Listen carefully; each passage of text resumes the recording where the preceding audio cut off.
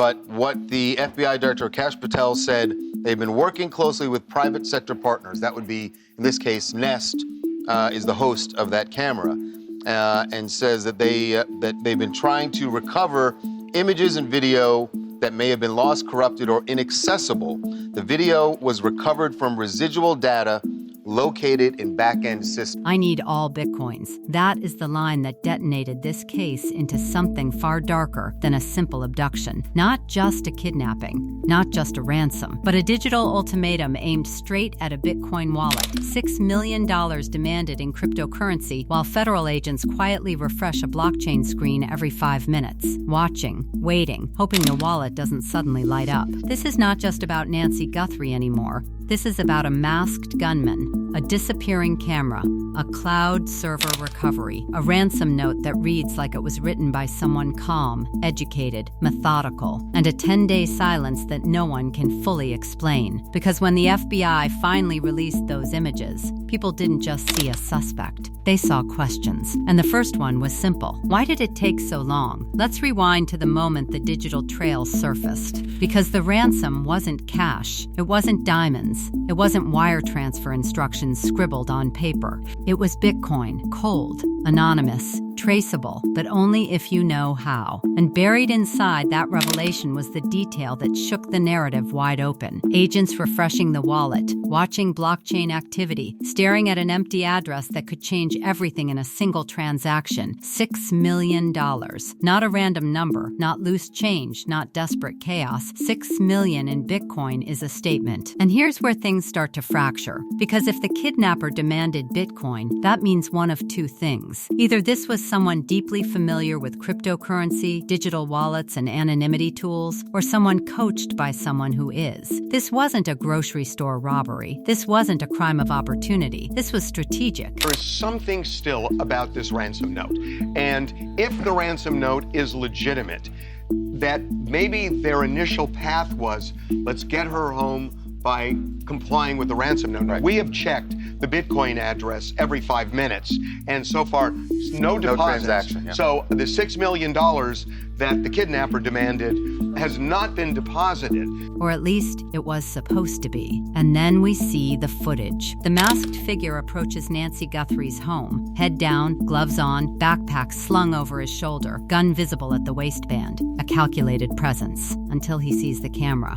And then something shifts. He doesn't pull tape. He doesn't calmly disable it. He doesn't execute like a polished operator. He panics. He grabs shrubbery, leaves shrubbery, and tries to block the lens like someone improvising in the middle of a plan that wasn't fully rehearsed. That moment, that single awkward scramble, cracked open the second theory. Because how do you reconcile a sophisticated Bitcoin ransom demand with a man fumbling around with landscaping? How do you explain a ransom note described as polished and articulate, yet a suspect who seems startled by a doorbell camera? Methodical, articulate, planned. But the man on camera looks half prepared. And that's when the whisper started. 2 people, 1 mastermind, 1 executor. Or something even more unsettling, a coordinated digital operation where one individual writes the ransom and another carries out the physical abduction. Because the ransom note feels deliberate. The approach feels rushed. And that split, that imbalance, is gasoline for speculation. Now let's talk about the silence. 10 days. 10 days between the incident and the release of the footage. 10 days where federal investigators allegedly struggled to retrieve video data from a disabled camera. But here's what was said publicly. It just seems odd to me that it would take 10 days to retrieve this, that they may have had it before and they were working on leads. I don't know. It just seems odd to me that's not something that should take 10 days if somebody's life is on the line. Residual data, back-end systems, cloud scraping, which means destroying the physical camera didn't erase everything. The cloud had fragments, digital footprints that couldn't be wiped so easily. And yet it still took days, which leads to the most uncomfortable question of all. If agents knew the camera had been triggered and knew data existed in cloud storage, why did it take nearly 10 days to present those images publicly? And here's where it gets even more intense. If someone's life is on the line, that's the part that lingers. Were negotiations things happening quietly? Were investigators hoping the ransom demand would be satisfied before going public? Were they buying time? No one is officially saying that. But when you combine a $6 million Bitcoin demand, a monitored wallet refreshed every 5 minutes, a sophisticated ransom note, a clumsy camera encounter, a delayed video release, it doesn't just create a case. It creates a narrative vacuum, and vacuums get filled. Some believe the FBI didn't have the footage and genuinely struggled with cloud recovery. Others believe the footage was retrieved earlier but withheld while pursuing digital leads on the Bitcoin wallet. Because once you release the suspect's image, the kidnapper knows the pressure just escalated. And if you're monitoring a wallet every 5 minutes, perhaps you want that transaction to hit before the suspect goes underground. But here's what keeps escalating the tension. The ransom demanded Bitcoin, which means the wallet address is public in the sense that blockchain activity can be tracked. Anyone can watch it. Anyone can see if 6 million suddenly appears, which means this case is no longer just local, it's global. Crypto analysts can observe the wallet. Online communities can monitor activity. Speculation spreads faster than official statements. And the longer that wallet sits empty, the more dramatic the story becomes. Because the demand wasn't subtle. 6 million, not 5, not 4, not around 10, 6, which suggests calculation. Perhaps it matches evaluation. Perhaps it reflects perceived net worth. Perhaps it was chosen because it sounds high but payable. And now imagine the pressure inside federal offices, refreshing the blockchain, waiting for a deposit that hasn't come, and the public asking one thing over and over: what aren't we being told? This is no longer just about a masked gunman at a doorstep. This is about digital ransom warfare. This is about the intersection of old-school kidnapping and modern cryptocurrency anonymity. This is about whether one person acted alone or whether this was structured. Because the ransom note reads like a blueprint, the suspect looks like improvisation, and that contradiction is the heartbeat of this case. We are looking at a crime that feels half polished and half panicked, half mastermind, half mistake. And sometimes that's exactly how conspiracies unravel. $6 million, still sitting in digital limbo, still untouched, still staring back at investigators like a ticking clock that refuses to move. And the more that empty Bitcoin wallet sits there without a deposit, the louder the questions become. Because here's the uncomfortable truth. Once a ransom goes public, once a wallet address is known to be under surveillance, the game changes completely. The kidnapper knows the pressure is rising. The FBI knows the world is watching. And the public begins to wonder whether something far more complicated is unfolding behind closed doors. Because this case doesn't behave like a clean, linear crime. It behaves like a chessboard. Let's look at the layers again, but this time, slowly. A masked man approaches Nancy Guthrie's home. He's covered head to toe. Gloves. Backpack. Gun. Prepared enough to conceal identity. Prepared enough to bring a weapon, prepared enough to demand cryptocurrency instead of cash, and yet startled by a doorbell camera. It doesn't sit right. It feels rehearsed and reckless at the same time. And that contradiction is not a minor detail. It's the entire psychological profile conflict of this case. Because people who meticulously plan digital ransom demands usually rehearse entry points. They study camera angles. They map vulnerabilities. They don't bend down grabbing leaves like someone caught mid-thought. Unless something disrupted the plan, unless there was urgency, unless the physical abduction was rushed while the digital ransom strategy had already been composed in advance. That's where the conspiracy theory sharpens. Because what if the mastermind wasn't the man on camera? What if the person who wrote the articulate ransom note never intended to be seen? And now let's bring this back to the 10-day silence. 10 days is an eternity in a kidnapping case. 10 days where officials reportedly worked to recover footage from cloud systems. And yes, residual data can be complicated. Yes, back-end scraping can take time. But when a life is on the line, the clock doesn't politely wait for tech troubleshooting. That's why this moment still echoes. That phrase refuses to disappear. If investigators knew early on that someone was at the door, knew the camera had been disabled,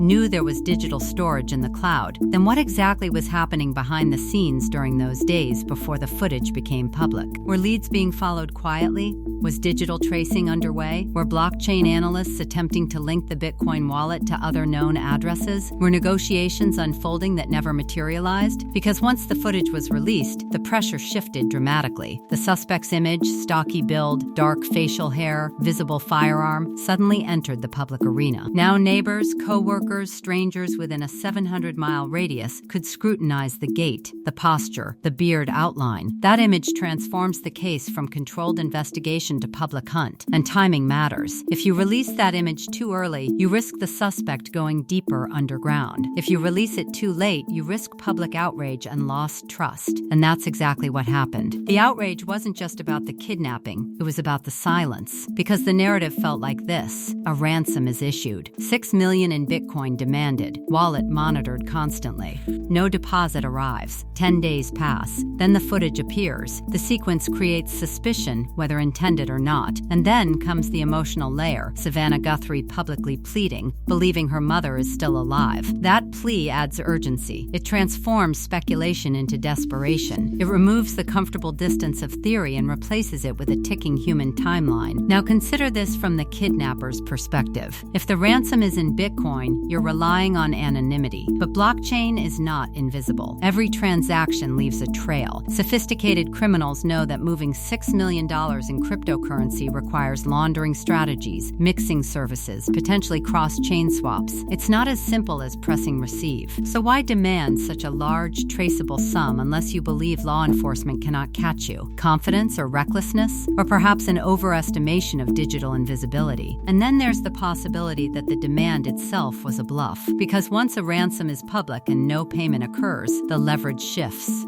If the kidnappers intended to pressure compliance quickly, the absence of deposits suggests either negotiation breakdown or strategic waiting. But here's the darker thought. What if the ransom was never the true objective? What if the Bitcoin wallet was a distraction, a way to divert investigative energy into digital channels while something else unfolded? Because crimes involving cryptocurrency often create smoke screens. Investigators chase wallet activity while physical evidence grows cold. And yet, the FBI reportedly refreshed that address every 5 minutes. That detail is haunting. Every 5 minutes. Not hourly, not daily. Every 5 minutes. That's tension. That's urgency. That's digital heartbeat monitoring. But no transaction came. Which leads to the final unsettling layer. If no Bitcoin was transferred, if no $6 million deposit materialized, then what was the endgame? Was the demand designed to buy time? Was it psychological warfare? Was it meant to create chaos while the abductors repositioned? Because the case feels incomplete, like we're staring at the first chapter of something much larger. The ransom note reads like strategy. The suspect moves like improvisation. The footage release feels delayed. The wallet remains empty. And when you combine all of that, you don't get a simple kidnapping story. You get a puzzle with mismatched pieces. Some believe it's one man who miscalculated. Some believe it's a coordinated duo. Some believe digital sophistication doesn't match physical clumsiness. Some believe the 10-day delay hides an unseen chapter. What's undeniable is this: the moment cryptocurrency enters a crime, the narrative explodes beyond local law enforcement. It becomes technological. It becomes global. It becomes speculative.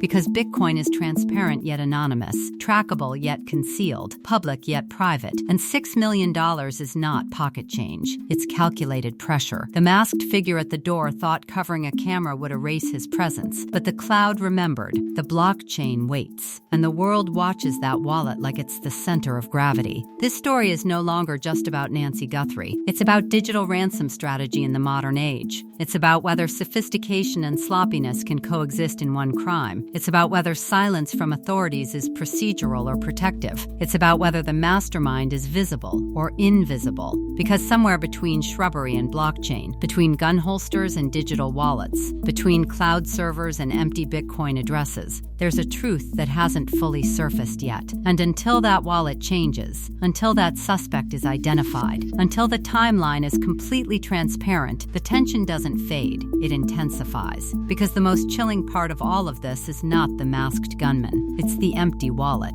$6 million demanded, 0 deposited, every 5 minutes, refreshed, waiting, and that waiting is where the panic lives.